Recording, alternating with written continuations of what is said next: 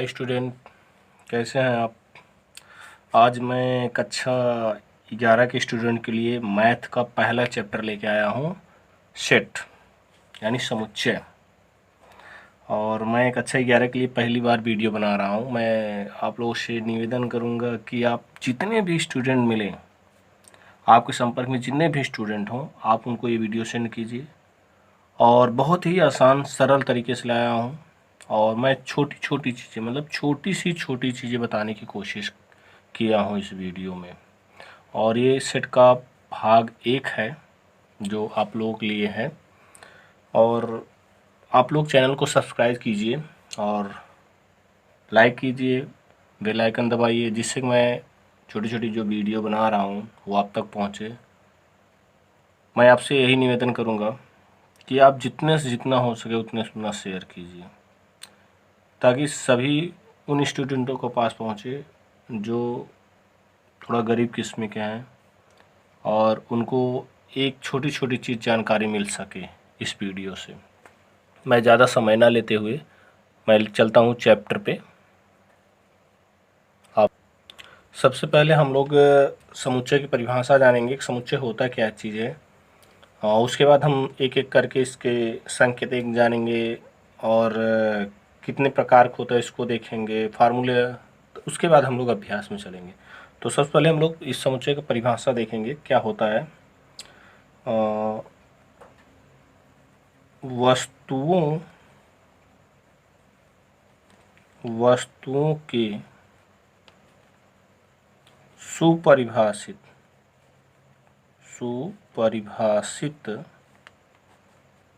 वस्तुओं के सुपरिभाषित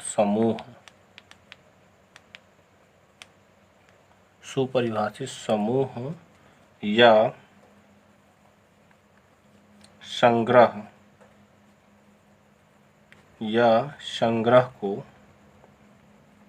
समुच्चय कहते हैं। समुच्चय कहते हैं। तो आप लोग समझ में आ गया होगा कि वस्तुओं के सुपरिभाषित समूह या संग्रह को समुच्चय कहते हैं। या आप लोग वैसे भी जानते हैं किसी भी समूह यानी 1 2 3 4 का समूह हो या किसी नौजवान का समूह हो या किसी पार्टी का समूह हो, तो वो एक सेट के अंतर्गत आएंगे यानी समुच्चय के अंतर्गत आएंगे। मैं आपको बता दूं, समुच्चय को कैपिटल अक्षर से प्रदर्शित किया जाता है और उनके जो अवयव होते हैं उनको स्मॉल लेटर में प्रदर्शित किया जाता है। तो हम थोड़ा सा देखेंगे समुच्चय के संकेतांक किससे किससे प्रदर्शित किया जाता है। तो हम लोग समुच्चय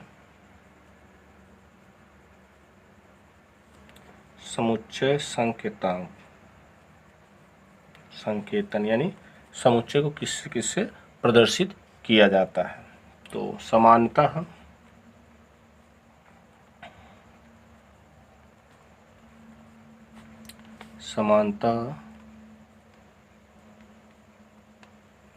समुच्चय को सूचित करने के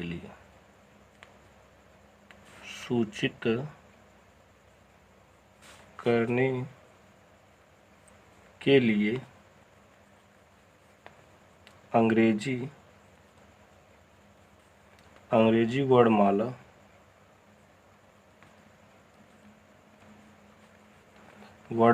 के बड़े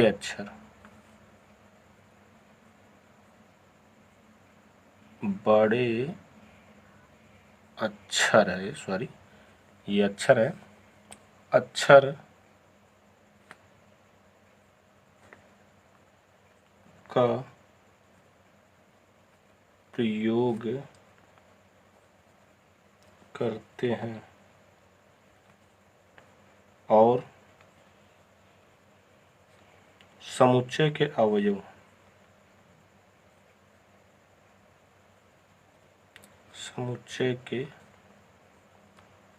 अवयव को छोटे अक्षर का प्रयोग करते हैं। यानी अब आपको समझ में आ गया होगा कि हम लोग समुच्चय के जो संकेतांक होते हैं, यानी समुच्चय जो सूचित किया जाता है, उसको अंग्रेजी वर्णमाला के बड़े अक्षर जैसे ABCD EFGH यानी Z तक बड़े अक्षर कोई भी अक्षर से हम लोग प्रदर्शित कर सकते हैं, और उनके जो अवयव होते हैं उनको छोटे अक्षर से प्रदर्शित करते हैं। तो आप लोगों को मैं बता दूं, समुच्चय को 2 विधियों से निरूपित किया जाता है, उसको भी हम लोग जानेंगे। समुच्चय के निरूपण, समुच्चय का निरूपण यानी किस तरह से हम लोग इसको निरूपित करते हैं। तो मैं आपको बता दूं, समुच्चय के निरूपण 2 विधियों द्वारा होता है। समुच्चय का निरूपण 2 विधियों से होता है, 2 विधियों से होता है। अब कौन कौन सी विधि होती है वो आपको पता नहीं है, मैं बता रहा हूँ। एक तो सारणी या रोस्टर विधि होती है, और दूसरा क्या होता है, गुणा विधि या समुच्चय निर्माण विधि। और मैं दोनों को डिफिनीशन नहीं लिखा करके मैं केवल बता दे रहा हूँ आप लोगों को कि किस तरह से इसको निरूपित किया जाता है। तो पहला आपको मैं बता दूं, सारणी विधि इसको बोलते हैं, सारणीयन या रोस्टर विधि, रोस्टर विधि, सारणीयन या रोस्टर विधि। और मैं दूसरा आपको बता दूं, दूसरा जो है गुण विधि, यानी जो उस समूह में रहते हैं उनको गुणों को प्रदर्शित किया जाता है, गुण विधि अथवा समुच्चय निर्माण विधि इसको बोलते हैं, समुच्चय निर्माण विधि, निर्माण विधि। तो ये 2 तरीके हुए, गुण विधि या समुच्चय निर्माण विधि।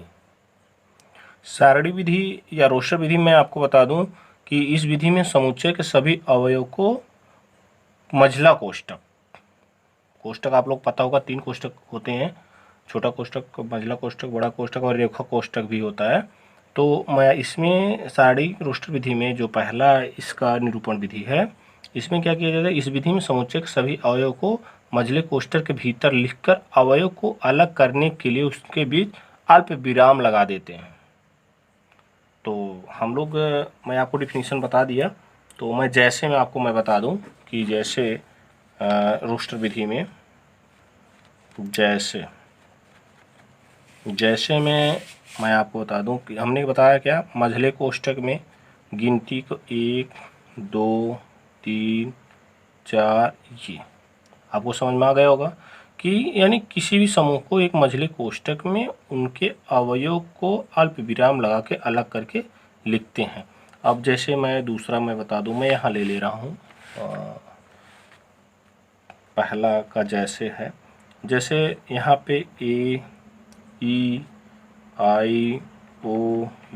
ये तुम्हारा इसका जैसे हो गया रोस्टर विधि का।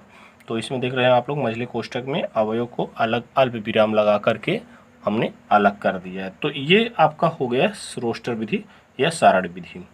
और मैं आपको बता दूं इसमें गुण विधि क्या होता है, समुच्चय निर्माण विधि क्या होता है, जैसे में इसके लिए गुण विधि में बता दूं, इसमें अवयव को गुणों को प्रदर्शित किया जाता है। और जैसे मैं आपको बता दूं इसमें डिफिनीशन क्या हो सकता है कि इस विधि द्वारा समुच्चय को उसके अवयव के विशेष गुण द्वारा प्रकट करते हैं, और यदि समुच्चय एक अवयव के विशेष गुण हो तो उनको इस प्रकार हम लोग प्रकट करते हैं। जैसे मैं आपको बता दूं कि अगर पहला भारत के सभी नागरिकों का समुच्चय, सभी नागरिकों का समुच्चय A ए से प्रदर्शित है,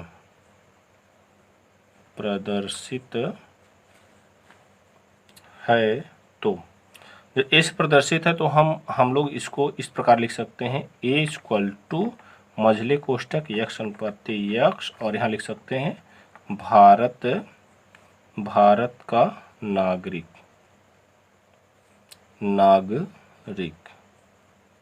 है। तो ये जैसे आप लोगों को समझ में आया होगा। और मैं बता दूं, इसमें छोटी छोटी चीज़ें जो है आप लोग देखेंगे तो सब क्लियर हो जाएगा, और जैसे प्रश्नावली खुलेगा।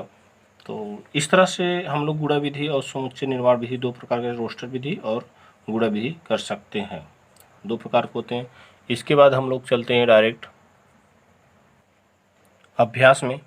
अभ्यास में चलने से पहले मैं चाहूँगा कि फिर से हम लोग एक बार इसको देख लें, समुच्चय क्या होता है और उसका डिफिनीशन क्या होता है। आप लोग स्क्रीन पे दिख रहा है, वस्तुओं के सुपरिभाषित समूह या संग्रह को समुच्चय कहते हैं, और इसके जो संकेत होते हैं समांतर समुच्चय सूचित करने के लिए अंग्रेजी वर्णमाला के बड़े अक्षर का प्रयोग किया जाता है। आप लोग ध्यान रहे, कभी भी समुच्चय को लिखने से पहले आप लोग क्या करना है, उनके जो समुच्चय लिखे जाते हैं उसको बड़े अक्षर में, और उनके जो अवयव होते हैं उनको छोटे अक्षर में हम लोग प्रयोग करेंगे, इतना ध्यान देना जरूर।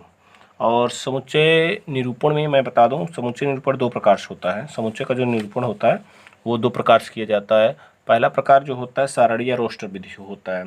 सारणी में बता दूं, रोस्टर विधि बता दूं, इसमें आपको मझली कोष्टक में अवयव को एक अल्प विराम लगा के अलग अलग करके लिखा जाता है। और गुणा विधि या समुच्चय निर्माण विधि में बता दूं आपको, इसमें क्या किया जाता है कि जो समुच्चय रहते हैं, जो समूह रहते हैं, उनको उनके गुण को प्रदर्शित किया जाता है, ये समझ लीजिए। यानी कोई भी अगर समूह है तो हर एक समूह का एक गुण होता है। जैसे मैं बता दूं कि जैसे संडे, मंडे, ट्यूसडे, वेडनेसडे, ये 7 दिनों का क्या कहेंगे हम लोग, 7 दिनों का यानी सप्ताह के दिनों के नाम का समुच्चय। ये कह सकते 12 महीनों का समुच्चय, 11-12 महीनों के नाम का समुच्चय, यानी समूहों के जो गुण प्रदर्शित कर, जैसे सम संख्याओं का समुच्चय, सम संख्याओं का समूह, तो सम संख्याओं का समूह इस तरह से। तो हम लोग अब डायरेक्ट चलते हैं अभ्यास में 1.1 गए हैं 1.1 में, और इसमें दिया है कि निम्नलिखित में कौन से समुच्चय, यानी पहला क्वेश्चन कह रहा है कि आपका समुच्चय पूछ रहा है, कौन से समुच्चय हैं कौन से नहीं हैं। तो कह रहा है कि जे अक्षर से प्रारंभ होने वाले वर्ष के सभी महीनों का संग्रह आपको बताना है। तो मैंने पहले से बताया था कि महीनों का जो समूह होता है वो समुच्चय है, क्योंकि उसको हम लोग गिन सकते हैं। और इसमें कह रहा है जे अक्षर से प्रारंभ होने वाले वर्ष के सभी महीनों का संग्रह। तो जे अक्षर से ऐसे क्या महीने होते हैं जो आपका पहला अक्षर जे पड़ जाए, तो सबको पता है कि जनवरी, जून और जुलाई, ये 3 महीने ऐसे होते हैं जिनका पहला अक्षर जे से पड़ता है, अतः ये पहला समुच्चय है। अब हम लोग दूसरे नंबर पे देखते हैं। दूसरे नंबर पे कह रहा है कि भारत के 10 सबसे अधिक प्रतिभाशाली लेखकों का संग्रह, यानी आपको भारत के सबसे 10 ऐसे प्रतिभाशाली लेखकों का संग्रह यानी समुच्चय बनाना है जो 10 लेखक हों। तो मैं आपको बता दूं कि एक लेखक एक व्यक्ति के लिए अधिक प्रतिभाशाली हो सकता है, दूसरे व्यक्ति के लिए अधिक प्रतिभाशाली नहीं भी हो सकता है। अतः हम निश्चित रूप से कह सकते हैं कि 10 सबसे अधिक प्रतिभाशाली नहीं भी हो सकते हैं और हो भी सकते हैं। तो नहीं भी हो सकते हैं, इसका मतलब यहाँ समुच्चय नहीं होगा, यानी दूसरा नंबर जो है समुच्चय नहीं है। तीसरे नंबर पे हम लोग देखते हैं कि विश्व के सर्वश्रेष्ठ 11 बल्लेबाजों का संग्रह, यानी विश्व के सर्वश्रेष्ठ 11 बल्लेबाजों का संग्रह। तो आपको पता होगा कि एक बल्लेबाज एक व्यक्ति के लिए सर्वश्रेष्ठ हो सकता है तथा दूसरे व्यक्ति के लिए सर्वश्रेष्ठ नहीं भी हो सकता है, कहने मतलब कि एक के लिए हो सकता है, दूसरे के लिए नहीं हो सकता है। अतः निश्चित रूप से 11 बल्लेबाज सर्वश्रेष्ठ नहीं हो सकते किसी एक व्यक्ति के लिए, अतः यह भी तीसरा भी तुम्हारा समुच्चय नहीं है। अब हम लोग चौथे नंबर में देख रहे हैं कि आपकी कक्षा के सभी बालकों का संग्रह, आपकी कक्षा के सभी बालकों का संग्रह। तो हम लोग को पता है कि हमारे कक्षा में जितने बालक होंगे हम लोग गिन सकते हैं कितने बालक हैं, समूह भी बन सकता है, क्योंकि आपको पता है कि एक क्लास में कितने उतने एक निश्चित संख्या की बालकों की संख्या एक निश्चित होती है जिसमें एक कक्षा में रहते हैं। अतः हमारा जो चौथा है यह समुच्चय है। पाँचवें में हम लोग देखते हैं, पाँचवें में कह रहा है कम से कम सभी प्राकृतिक संख्याओं का संग्रह। कम से कम सभी प्राकृतिक संख्याओं का संग्रह, तो कम से कम आप लोग देख सकते हैं 99 तक आप कम होगा 2 अंकों में, 1 2 3 4 5 6 7 8 9 10, ऐसे डॉट डॉट कर 99 तक जितनी भी संख्या होंगे 100 से कम होंगे, यानी इनका समूह बन सकता है। अतः हमारा जो ये 5वां क्वेश्चन नंबर है, अतः यह एक समुच्चय है। तो इसी तरह हम पाँचवा के बाद छठवां, सातवां, आठवां, ये आप लोगों के लिए हैं। हल कीजिएगा, कमेंट बॉक्स में कमेंट ज़रूर कीजिएगा। हम लोग दूसरे नंबर पे चलते हैं सवाल में।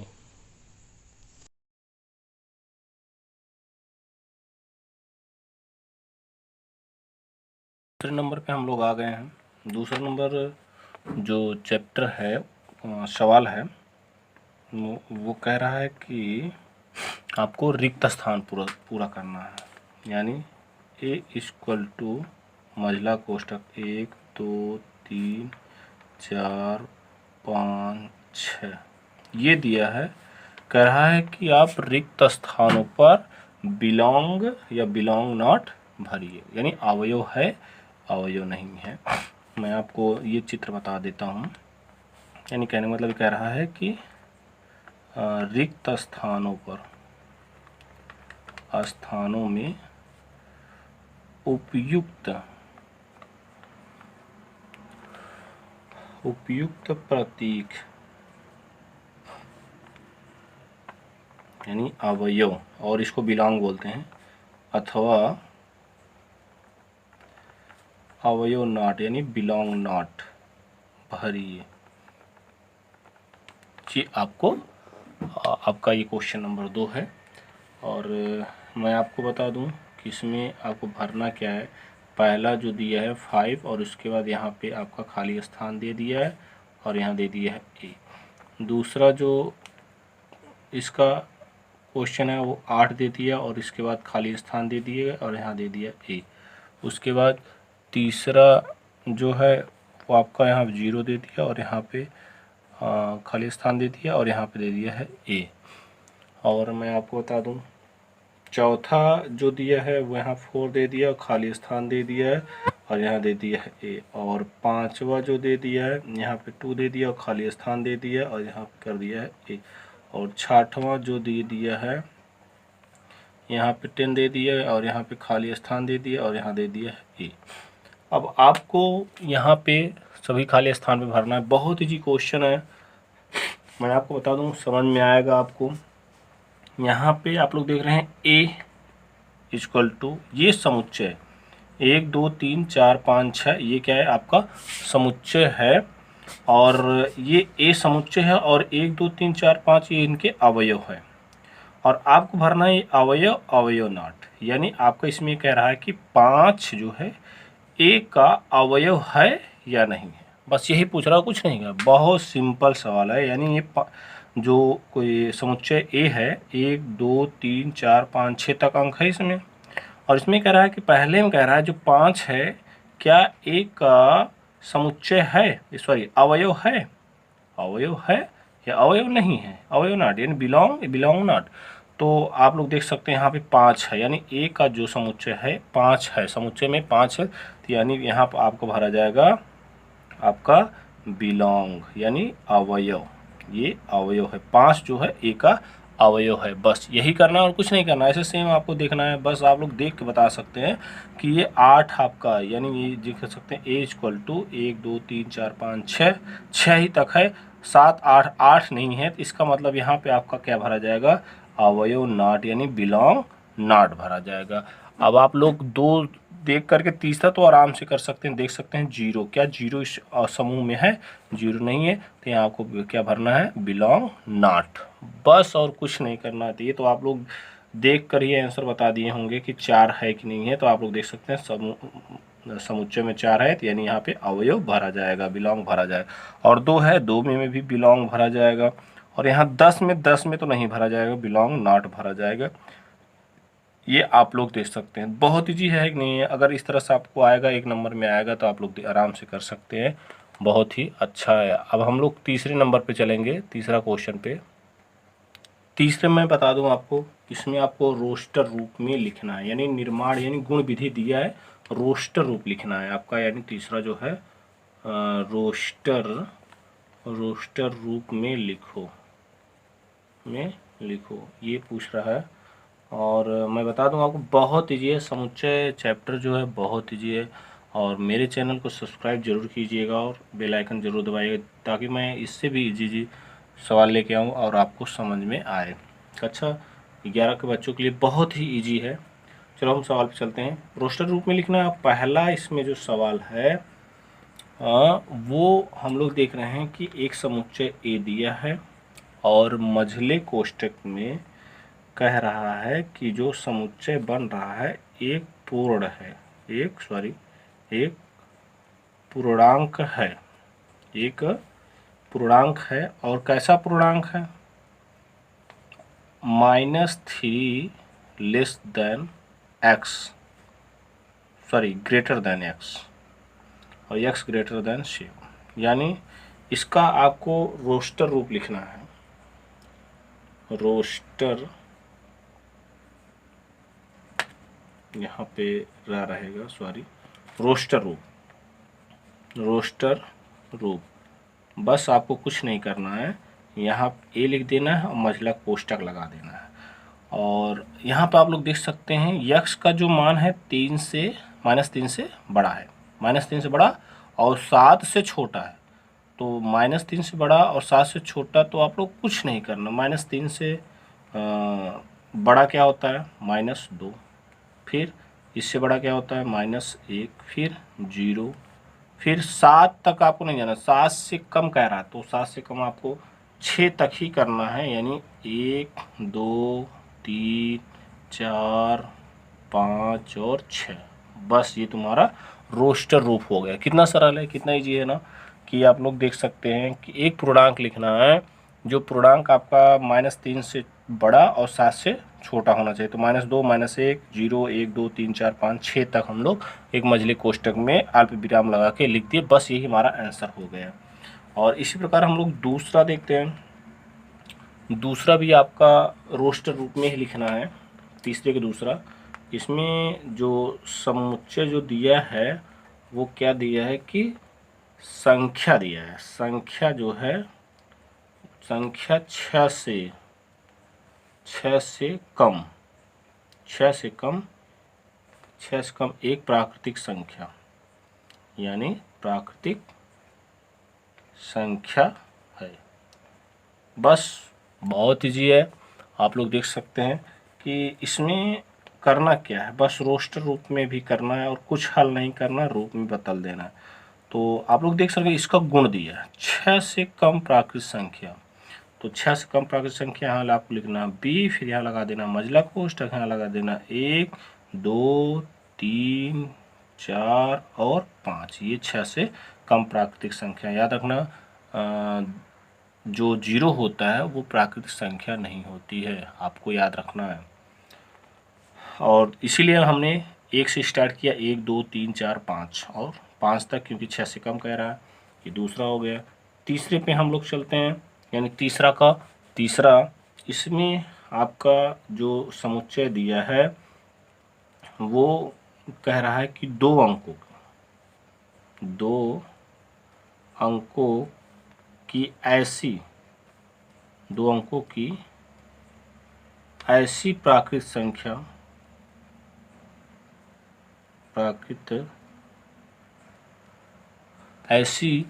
प्राकृतिक संख्या है जिसके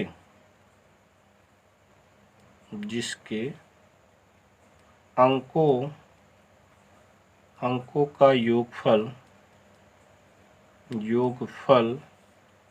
8 है। मतलब हमको ऐसे प्राकृतिक संख्याओं को ज्ञात करना है, ऐसे प्राकृतिक संख्याओं के समुच्चय को ज्ञात करना है 2 अंकों की जिनका योग जोड़ने पर 8 है। बस तो हमको पता है कि 10 से लेकर 99 यानी 99 तक 2 अंक होते हैं। तो इन 2 अंकों में हमको ऐसे अंकों को लेना है जिनका योग हम लोग जोड़ दें तो 8 हो जाए। तो हम लोग सबसे पहले C = मझला कोष्ठक लगा करके तो सबसे पहले हम लोग देखते हैं यहाँ से कि अगर हम लोग 17 लिखते हैं, देखो 2 अंक हो गए और 1 और 7 को हम लोग जोड़ेंगे तो 8 हो जाएगा योगफल। इस तरह से हमको लेना है। तो इसी प्रकार हम लोग क्या कर लेते हैं, 26 ले लेते हैं, 2 और 6 जोड़ेंगे 8 हो जाएगा। ऐसे फिर 35 ले लेते हैं, 35, उसके बाद 44 ले लेते हैं। सबका हम ऐसे लेंगे जिनका योग हमारा 8 होना चाहिए। तो यहाँ पे हम लोग 53 भी ले सकते हैं और 62 भी ले सकते हैं और 61 भी ले सकते हैं और लास्ट में 80 भी ले सकते हैं। तो आप लोग देख सकते हैं कि जितने हम लोग जोड़ेंगे, जो समूह बना है यानी समुच्चय जो बना है, हम लोग जोड़ने पर अंकों को 8 आ रहा है योगफल।